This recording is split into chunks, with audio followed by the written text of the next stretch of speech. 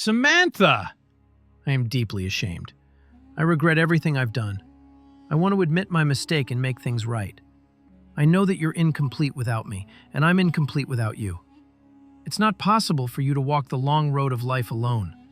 Please, give me one more chance. I want to fall at your feet and ask for your forgiveness. I can't live without you, Samantha. Please, forgive me and come back to me forever. I'll hold you close, cherish you endlessly, and love you more than ever.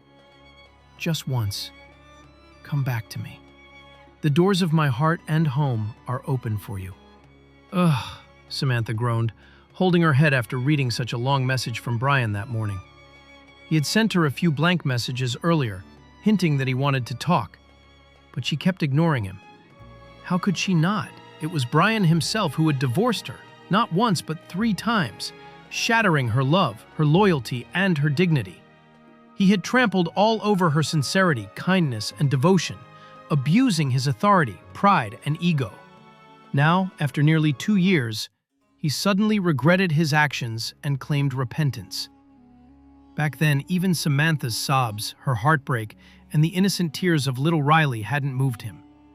He was determined to end everything. And even today it was clear. There had never been anyone else in Samantha's life, before or after Brian. She had truly loved him. Samantha was a simple, innocent woman, raised in a middle-class family with strong moral values. Her father was a schoolteacher and her mother a homemaker. Samantha and her brother Aaron were brought up with faith, discipline, and family honor. She never dreamed of riches or fairy tales like other girls. Despite her beauty, she didn't fantasize about a prince in shining armor. She only wished for a sincere, trustworthy husband, and she was ready to give him her unconditional love and loyalty. When her mother began looking for a bride for Aaron, Samantha's own marriage was arranged as well, with Brian, a respectable, well-earning young man from a good family. The wedding happened quickly, and Samantha was overjoyed. Brian was charming, serious, and caring. He entered her life with countless dreams, showing her love, attention, and respect. Their early days together were beautiful. Brian often took her out, and they enjoyed their simple, happy life together. Next door lived a kind family, Mr. and Mrs. Walker, and their only son, Ethan. Mr. Walker had a stable job and lived comfortably. However, fate had dealt them one challenge. Ethan, though around Aaron's age, wasn't mentally well. At times he behaved normally, spoke sensibly, and even seemed mature, but sometimes he acted oddly and childishly. Mr. Walker had spent much on his treatment, yet nothing truly helped. Some people suggested that marriage might improve such patients, but who could knowingly take such a risk? Ethan would often visit Samantha's house, chatting warmly with everyone, playing board games like Ludo or Carom. Mrs. Walker treated him with the same kindness she showed Aaron. A few months after their marriage, Samantha began to notice a change in Brian. He had become slightly suspicious, often making strange remarks or asking odd questions. She tried her best to be careful, to avoid anything that might upset him again. During this time, their daughter Riley was born, filling their lives with joy and laughter. But when Riley turned 1, tragedy struck. Brian's mother passed away. After her death, Brian's behavior grew even more unpredictable. He started setting unnecessary rules, restricting Samantha from going out alone. Some evenings, he would come home from work and ask in a tense voice, "Did anyone come over today?" "No, why?" Samantha would reply, surprised. "I smell cigarettes." "Like a man's been here," Brian said seriously, though his tone carried a hint of accusation. "What? Who even smokes in our house? Not my dad, not my brother, not even you. So where could that smell come from?" Samantha tried to laugh it off, but inside, she felt uneasy. Brian's suspicion was a warning sign. Sometimes he'd say, "I didn't bring any vegetables, so where did these potatoes come from?" "Did you ask someone to deliver them?" His voice again sharp and distrustful. "Oh, no, Brian," she'd explain patiently. "We went to Mom's yesterday, remember? She gave me a few vegetables from her garden." Then she'd look at him seriously. "Brian, why do you ask such questions? What are you so afraid of?" Finally, one day, Samantha gathered her courage and confronted him. "Look, Samantha," Brian said solemnly. "I love you deeply. When my mother was alive, I felt at peace, but now you're home alone most of the day. The world isn't safe. Terrible things happen every day. You're beautiful, and temptation is everywhere. Satan works in all of us, and you're only human. You could be led astray, too." Samantha's eyes widened. "Oh, for heaven's sake, Brian, what are you even saying? You think I could betray you? I love you, and I respect both my self-worth and your love more than my own life." Her tone sharpened. "Where there's real love, there has to be trust. That's the foundation of peace in any marriage. Please, get these absurd doubts out of your head." She was furious at how childish and baseless his thoughts had become. But soon, life tested her in another way. Riley's health began to decline. Brian was busy at work, so Samantha called him and told him about their daughter's condition. "It's not possible for me to come right now," Brian said anxiously. "I'm swamped with work." "Just keep using cold compresses." "I've been doing that for half an hour," Samantha replied, frustration in her voice. "Her fever hasn't gone down at all." "I'll take a cab to my mom's place, and from there my sister-in-law will go with me to the hospital." "All right," Brian said quickly. "Go carefully. Wear your mask properly. Take down the cab's license number and text it to me. And listen, these drivers talk too much. Don't chat with them. Don't argue about the fare. Just pay whatever they ask and sit where you're not easily seen through the window." "Ugh, seriously, Brian?" Samantha sighed. "It sounds like I'm heading to a war zone." She was already worried about Riley, and his overbearing list of instructions only made her feel worse. She hung up the phone in silence, shaking her head. "What on earth is wrong with him?" she thought. "My little girl's sick, and all he can think about is suspicion." By 4 that afternoon, Riley's fever had finally begun to drop. Brian had called to say he'd be home late from the office.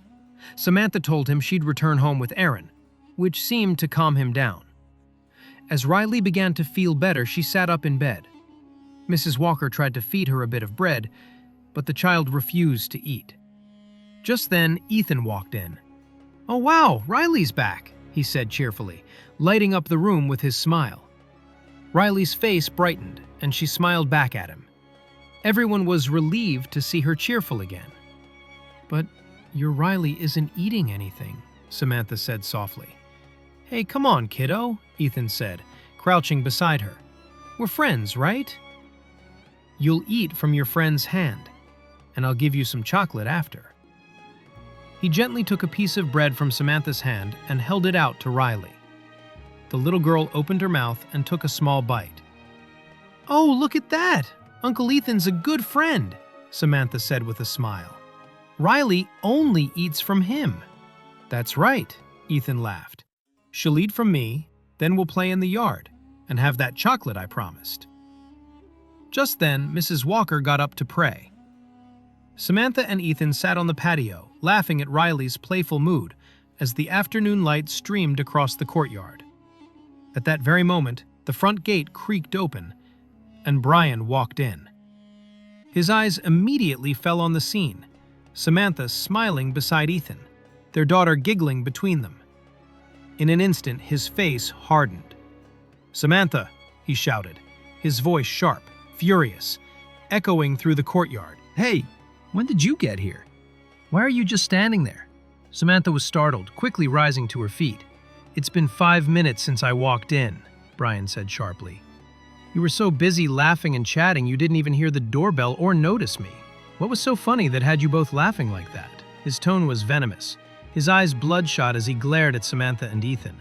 Samantha froze, frightened by his expression. Ethan, sensing the tension, fell silent.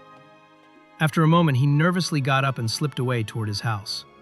"No, Brian, it's not what you think," Samantha said quickly, her voice trembling. "Riley's been upset all morning. She just started feeling better. She finally ate something from Ethan's hand, and we were just trying to cheer her up." "Oh, that's a great way to cheer her up," Brian sneered. "With a stranger, no less. You were crying earlier that Riley's condition was serious, and I was worried sick. I even left work, arguing with my boss because I thought something terrible had happened. But now I find this scene instead? Brian, please. What are you even talking about? Samantha said, tears welling in her eyes. Mom just went inside to pray, and my sister-in-law's in the kitchen making tea. Ethan just came by. He's like family. He's harmless, you know that. He's kind, simple. He acts more like a child than an adult. Just stop with the excuses, Samantha, Brian snapped, cutting her off. Now I finally understand why you insist on visiting here every week. You know I don't like this kind of behavior. His tone was sharp and cold. Just then, Mrs. Walker entered the courtyard. Peace be upon you, son, she said gently. Come, sit down, have some tea. No, Auntie, I can't, Brian said curtly. I'm in a hurry. Get up, Samantha, we're going home. His voice was commanding, and she immediately stood up. Wait, Samantha, her sister-in-law said kindly. At least stay until your brother gets back. Brian, you two could have eaten before leaving. Thank you, Brian replied, the first word loud and polite. The rest whispered sharply into Samantha's ear. She glanced at him with quiet regret, then lowered her gaze and stepped forward. Brian, you're overreacting, she whispered, her voice breaking. This is ridiculous. What kind of man are you? You don't trust me at all. As soon as they reached home, Samantha could no longer hold it in. She sat down, her shoulders shaking, and cried in silence. Yes, I'm like this because I love you, Brian said firmly. You belong to me, only me. When have I ever denied that? Samantha replied softly. I know you love me deeply, and in my life there's only you, but being husband and wife doesn't mean cutting off every other relationship. Family ties matter too, and they need to be nurtured. Yes, of course, Brian said, his voice rising.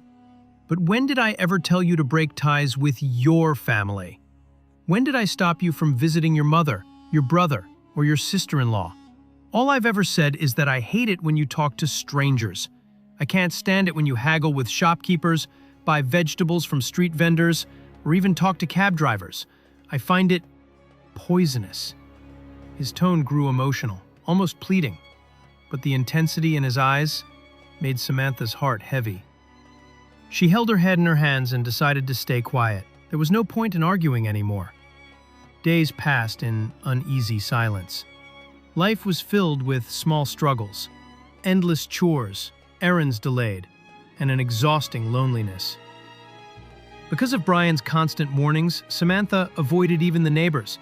Sometimes she'd have to wait the entire day for a small necessity to be handled, and frustration would boil inside her.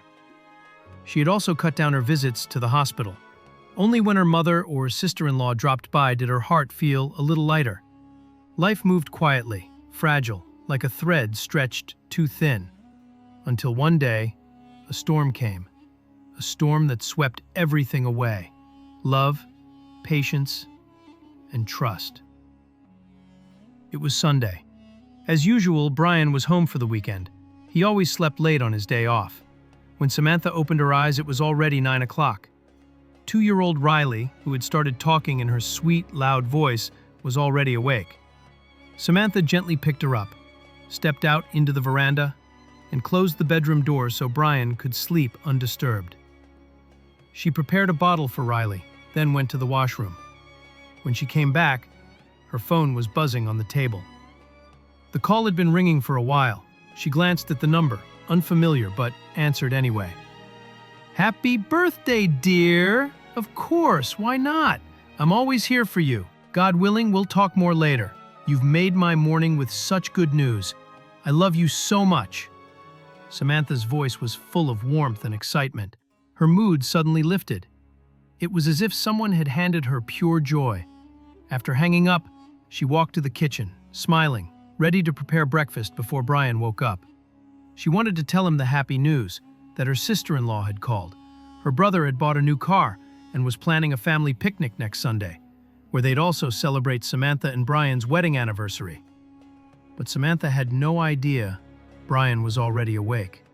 He had come out of the bedroom quietly and was standing there, listening to every word she'd said.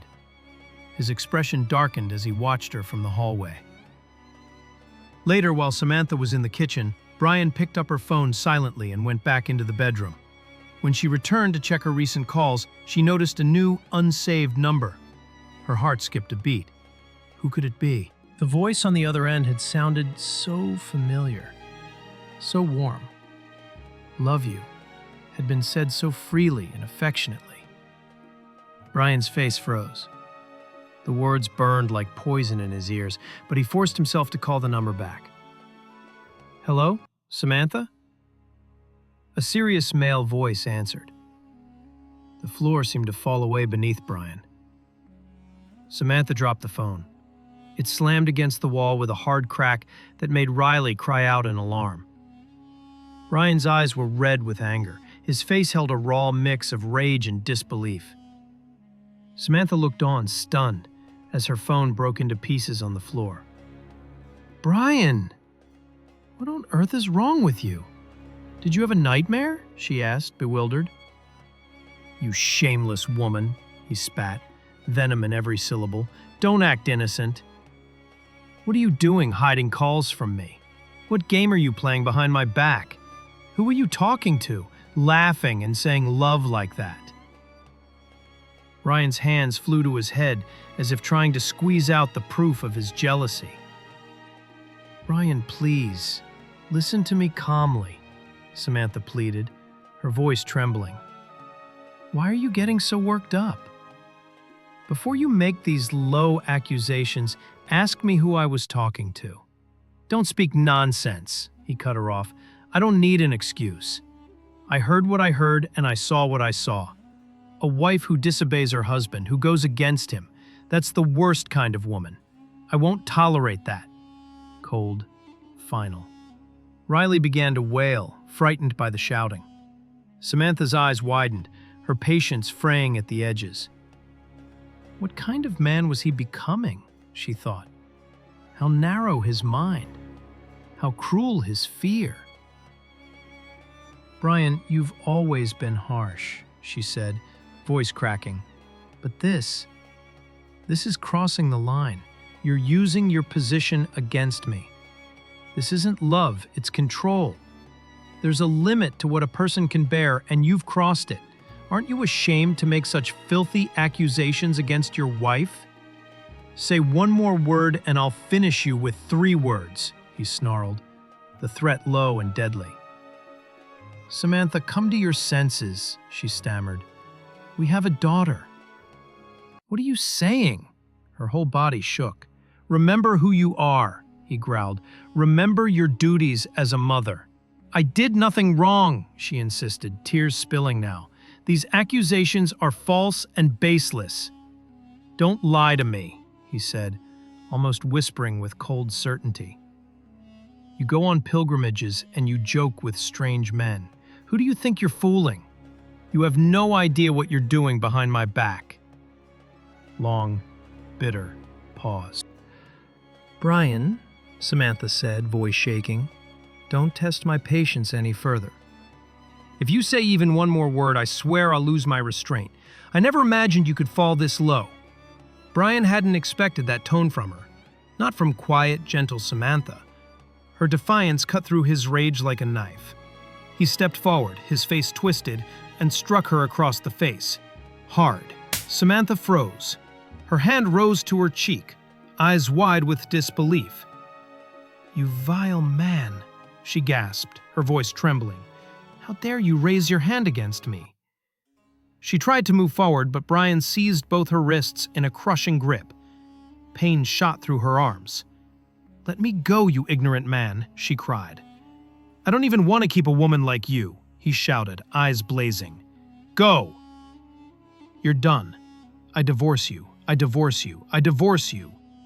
Each word landed like a hammer. He shoved her backward and she stumbled into a chair, nearly falling. A wave of pain tore through her chest. What had he just said? Such a heavy word, such a final sentence. Everything ended in a single breath. Her world burned. Her forehead throbbed where she'd hit the chair, and her heart felt scorched with betrayal. Still, she rose, trembling but fierce. "Get out of my house," Right now, this very moment, she cried, her voice echoing. You're sick, Brian. You've destroyed something sacred. You've twisted a pure marriage into a test of your own jealousy and delusion. You're not capable of love, only suspicion. Her voice broke. I curse your bitterness, your thoughts, and this house that bred them. You'll regret this, more than you can imagine. Gathering the last of her strength, Samantha picked up little Riley, holding her close. Without looking back, she stepped out of that suffocating home. Forever. When she reached her mother's house, she collapsed into her arms. Her brother Alex and sister-in-law Emily were furious at what Brian had done. Alex wanted to confront him immediately, but Samantha stopped him. It's over, she said quietly. There's no reason to step into the mud. It only splashes back. Still, the word divorce weighed heavily. For a woman of dignity, it was a brand that burned the soul. Days passed and life began to settle. When Samantha's waiting period ended, she joined a nearby school as a teacher. Riley went with her every morning. Her mother, Mrs. Atkins, and her father, Mr. Zakir, still grieved the end of her marriage. Yet they were proud of her strength. Their young neighbor, Sam, often visited, sometimes cheerful, sometimes lost in his own thoughts. He had grown close to Riley and the family. Meanwhile, in Brian's neighborhood, the story had spread. Everyone sided with Samantha. Brian was left utterly alone. He wandered after work, aimlessly, coming home late, the house cold and silent, a shell of what it once was. Without a woman's touch, everything decayed into chaos. A whole year passed like that. Then, one afternoon, Samantha's mother, Mrs. Atkins, saw Brian at the marketplace. Brian instinctively greeted her. Good afternoon, Mrs. Atkins. She froze, her face hard with anger. Still, manners demanded a reply. She nodded stiffly. Despite herself, she couldn't stay silent. Brian's condition had worsened terribly. Once, when he used to visit Samantha's family, he'd arrive freshly shaven, neatly dressed, shoes shining, his face calm and confident. But now, his shirt was wrinkled, his hair unkempt. A thick beard covered his face, and his shoes were dull. He looked frail, like a man hollowed out by his own mistakes. Atia, Samantha's mother, saw him in the market and stopped in disbelief. What have you done to yourself, Brian? She said bitterly. You never valued a good woman. You punished not only her, but yourself over nothing. All this because of one phone call. That call was from her sister-in-law. It was her brother's phone, a new number. Brian's eyes widened. What did you say? He stammered. But Atia had already turned away, leaving him frozen in the middle of the market, clutching his head in shame. That night he couldn't sleep. Her words kept echoing in his mind. She was innocent. It was all a misunderstanding. Since the divorce, his world had collapsed anyway. His house, once full of warmth, now felt like a grave. The kitchen was cold, meals were irregular, medicine forgotten. Samantha had managed everything with care. Without her, his life had become a mess of regret and silence. Now, after learning the truth, that regret turned into torment. He cursed himself again and again. Days passed in restless thought, until one evening he picked up his phone. He hesitated for a long time before calling. When Samantha saw his name appear, her heart trembled. Against her will, she answered. Sam, Brian began, his voice shaking. I know this is all my fault. I've wronged you. I'm guilty of not valuing a woman who only ever loved me. I know you never even thought of anyone else, before or after me. I destroyed everything myself. His voice broke into a sob. I beg you, Sam. Please, give me one more chance. Come back into my life. Brian, Samantha said quietly, whatever you say now, it's all useless. It's too late. What's done is done. You and I can never be one again." She ended the call. But Brian didn't stop. Every day messages arrived, full of apologies, regrets, confessions. For nearly a month, his words kept coming, until one day Samantha finally replied. "Brian," she said, "you know what's in my heart." He answered quickly, almost desperately. "Then there's still a way we can be together again. In a way that's lawful, in a way that God allows." Samantha frowned. "Brian, what are you talking about?" "If you marry again," he said slowly, "then after that, if that marriage ends, we can remarry each other. It's the only way, Sam." Samantha's heart skipped a beat. "Brian, are you insane? You're asking me to marry someone else just so you can have me back? I can't do that. I could never marry a man for just a few days." Her voice trembled with disbelief. Samantha flatly refused. "Brian, have you completely lost your mind?" she said, her voice trembling between anger and disbelief. But Brian pressed on, desperate. "Listen, Sam. It doesn't have to be complicated. Your neighbor, Sean, he could help. He's not all there, you know that. His family cares for you deeply. They'd understand. If you agree, it can happen easily." Samantha's eyes widened. "Brian, do you even hear yourself? You want me to marry Sean? He's mentally unstable. This is madness." Brian's tone softened, almost pleading. "Sam, please. This isn't just me talking. This is the only way God has allowed for people like us to correct our mistakes. It's not wrong. It's a way to make things right." He tried every word, every emotion, to win her over. Samantha fell silent, her heart torn between disbelief and pity. Her silence gave him a flicker of hope. "All right, Brian," she said finally. "I'll think about it." That vague answer was enough to light a fire of joy in him. Days passed in nervous waiting. Then a week later, Samantha called. Her tone was steady, calm. "Brian, I've made my decision." "Oh, Sam, thank you. Thank you so much." Brian cried out, his voice breaking with relief. "I knew you'd forgive me. My prayers have been answered. Just get married quickly, and come back to me as soon as you can." He was beside himself with happiness. For him, it was as if fate had finally smiled. A few days later, Samantha's sister-in-law, Darlene, went to speak with Anita, Sean's mother. "Anita," Darlene said gently, "Samantha cares a lot about Sean. What happened in her life was unfair. She's still young, kind, beautiful. She deserves peace. We know Sean isn't completely well, but maybe this marriage could help both of them." Anita sighed deeply, her eyes full of concern. "Darlene, you know I love Samantha like my own daughter. I truly do. But Sean isn't normal. His mind comes and goes. There's maybe a 40% chance he'll ever be stable again. I can't let Samantha risk her life on that. It wouldn't be fair." Darlene leaned forward, her tone calm but hopeful. "Anita, please. Think of it this way. We all choose what God writes for us. We thought Brian was the perfect man, and look how that turned out. Samantha isn't being forced. She's choosing this with a clean heart. Maybe, just maybe, it's part of a bigger plan. If God wills it, Sean could get better. And if that happens, it'll be a blessing for all of us." Her words softened Anita's heart. After all, Samantha had never wronged anyone. A few days later, the families agreed.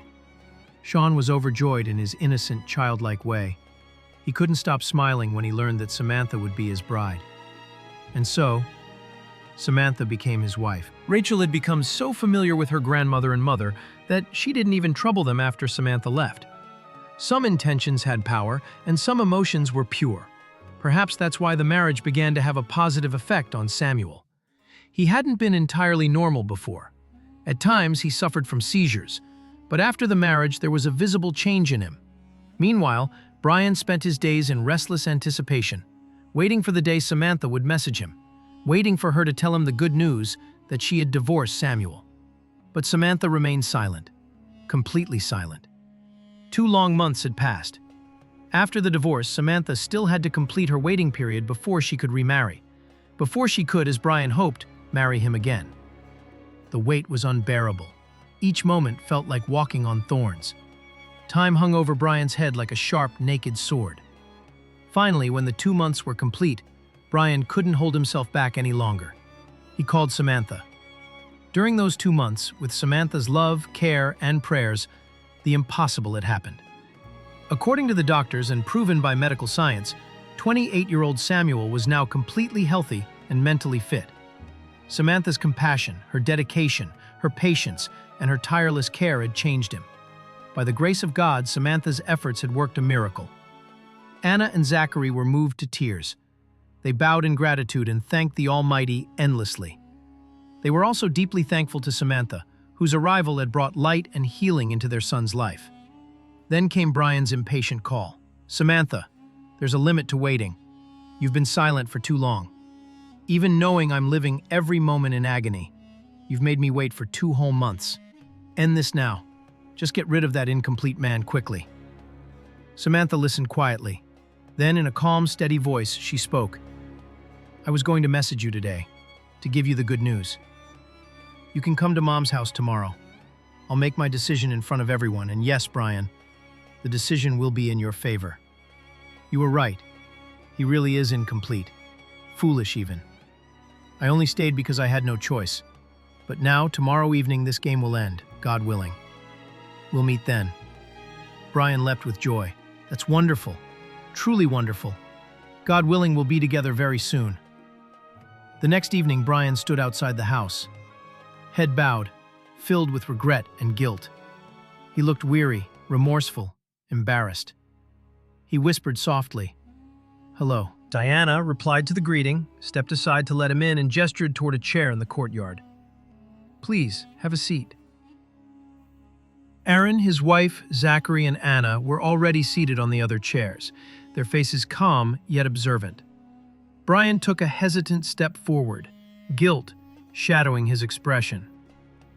I'm sorry, Auntie," he said quietly, "and I apologize to all of you, too. I regret the terrible mistake I made, a decision taken in haste, driven by emotion. But now, my eyes have opened. I realize how wrong I was.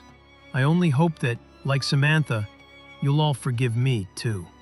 Before anyone could respond, a sharp, steady voice echoed through the courtyard. "Who told you that I've forgiven you?" Everyone, including Brian, turned toward the sound. Brian froze. Samantha stood at the entrance, radiant yet composed. Beside her stood Samuel, tall, handsome, and calm. She looked confident, peaceful, fulfilled. Her hand rested in his, steady and certain. Together, they walked forward slowly. Brian's face lit up with desperate hope. "Samantha, you've come, finally. Tell everyone about your decision."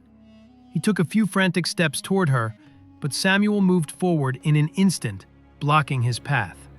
Raising a hand sharply, Samuel said in a deep, commanding voice, "Stop right there, mister.